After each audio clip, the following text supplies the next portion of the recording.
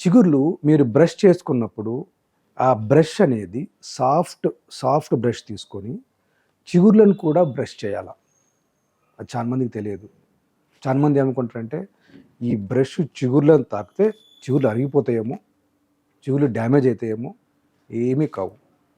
ఒకవేళ మీరు hard brush వాడుతున్నారు, మీకు అది కంఫర్ట్ లేదు చిగుర్ల మీద బ్రష్ చేయటం అంటే, ఎప్పుడైతే మీరు బ్రష్ చేసుకుంటారో నోట్లో నురుగు వస్తుంది కదా, అదే నురుగుతోని ఫింగర్ తీసుకొని చిగుర్ల మీద మసాజ్ చేయాలి సర్క్యులర్ మోషన్లో.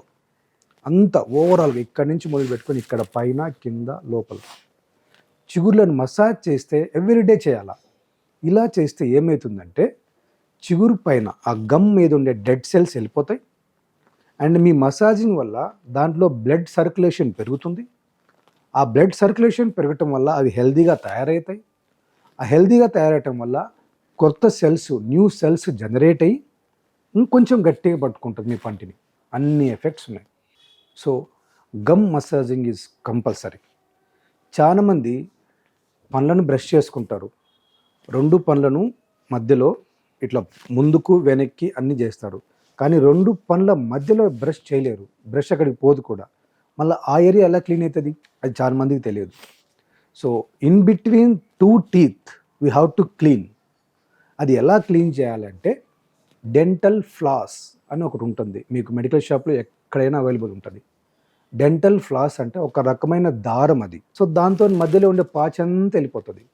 చాలా ఇంపార్టెంట్ అది. అంటే టూత్ మధ్యలో మళ్ళీ గ్యాప్స్ ఏం రావా సార్? ఏమి రావు. ఆ ఫ్లాస్ చిన్న ఫ్లాస్ ఉంటుంది, ఎలాంటి సైడ్ ఎఫెక్ట్స్ ఉండవు. And you must do it. మనకు తెలియక చేయట్లేదు చాలా మంది. ఇండియాలో అసలు చాలా మందికి అవేర్నెస్ లేదు ఇది.